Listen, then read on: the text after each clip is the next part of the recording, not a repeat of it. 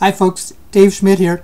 It's the evening of April 22nd. It's Tuesday night and we're getting ready for tomorrow's weekly radio program. Tonight, I'm going to keep this fairly short because there's not a lot of new stuff that's developing out there. I've been saying now for over a month, the RV, the revalue, is a process. And the more I'm beginning to understand, the more I'm beginning to know how truly it is just that. This is not a simple issue. This is a world-changing event. This is not an issue where you just simply, push a button and give a little flick of the finger and everything is in place. This is a dramatic, world-changing event that is going to affect billions of people all around the world. But more than that, there are literally tens of thousands of banks all around the world that have to reset their software to make sure that this is going to work. So they're testing systems. They're taking this through this step by step. And the other thing is that we forget is there's only about 2% of us here in the United States that are involved in this RV process, let alone the rest of the world. Well, how does this affect the other 98% that haven't been engaged, that are going to be really shocked when we make this transition from Federal Reserve notes to U.S. Treasury notes? Lots of questions, lots of concern, possible pandemonium and chaos, wondering what's going to happen to the value of their money. Are the old Federal Reserve notes going to carry the same value as the U.S. Treasury notes? All kinds of questions that we don't know. And obviously the people who are making this transition for us, who are going to be dispersing the funds for us, they have to take that into consideration. They have to realize this affects the whole world, not just a small 2%. And they're working through that process to make sure everything is going to go smoothly. And if you notice, there's been an absolute complete media blackout on this whole thing. So those are all kinds of questions, step by step, of what they have to go through. Now, the reports that we do know is that it was just a little over 3 weeks ago that the bonds were released and the money was put into place. And I've always said this is a three-step process. The first step was the bonds. That was completed a little over 3 weeks ago.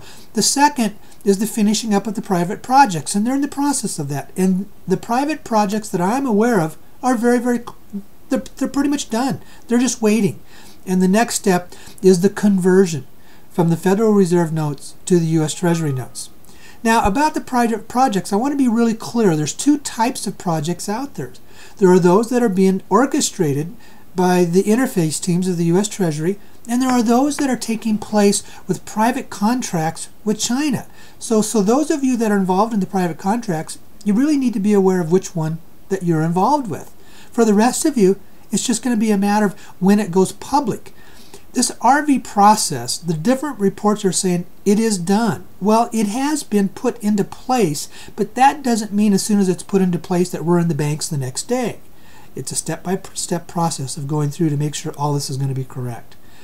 The resources that I have, the intel that I have, and a lot of it I have to say is still confidential, that's what they're reporting. And they're all saying, be patient. Be patient. It is close. Could it be tomorrow? Yes. Could it be at the end of the month? Yes. We just don't know. But what we do know is that all the obstacles, other than just logistical procedures, are pretty much complete. Now with that, I want to mention there's still lots of room for the Philadelphia workshop this coming Sunday in the Philadelphia area in Glassboro, New Jersey.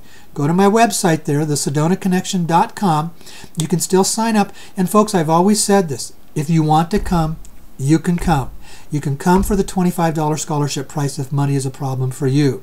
So I have plenty of room for that one.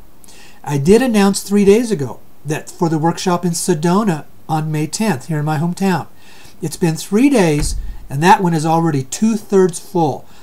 It will probably fill up within, I would say, the next 3 days to a week. So if you want to come here to Sedona to the workshop that we're having here, I would encourage you to sign up fairly quickly. And then also I'm announcing, I have already put this out in a preliminary, I'm in the process right now of selecting the location in the Chicago area for May 31st and in Southern California for June 14th. If you have a specific location, if you're in those two areas and you really would like to see us be, send me an email. I'll take a look at it.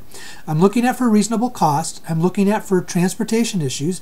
And I try to do this in a geographic location because the reality is most folks drive to it. But I try to make it be fairly close to the airport for those that want to fly in from a distance. So, this coming Sunday in Philadelphia, send me an email. And even I'm going to say this. I'm just going to be bold. Even if you show up at the door, you'll be okay because we do have room for that. Okay, but the Sedona one, it's going to fill up fairly quickly, probably within the next, I would say, 4 days to a week. It's going to be sold out. And then we're looking May 31st in the Chicago area. I'm looking for a location. I've been doing some researching today.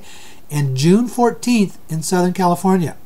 Now, locations beyond that, I'm still working it through. I'm still open. I am looking at large geographical areas where people can come into.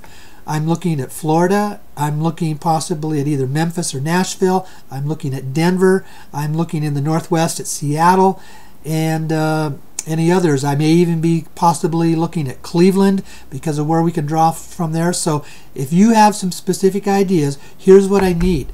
I always have to have at least 25 full-paying people to be able to break even on my cost, because costs can get up there pretty high because, you know, I have to have airfare for us. I have to ship all my equipment.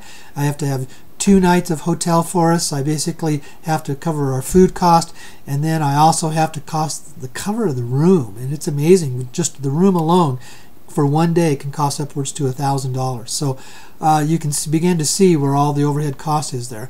And so I said I basically need to have at least 20 to 25 full-paying people to be able to hold a workshop there, and that's just to break even. And I still have to make a living, but you get it, okay? So this Sunday, Philadelphia, May 10th, here in Sedona, Arizona, May 31st, Chicago area, June 14th in Southern California.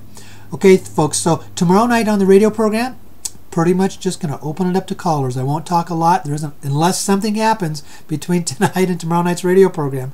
I'm pretty much just going to let it be, open it up to callers, and we'll just have a great 2-hour discussion, okay? Thanks a lot. Okay, bye-bye.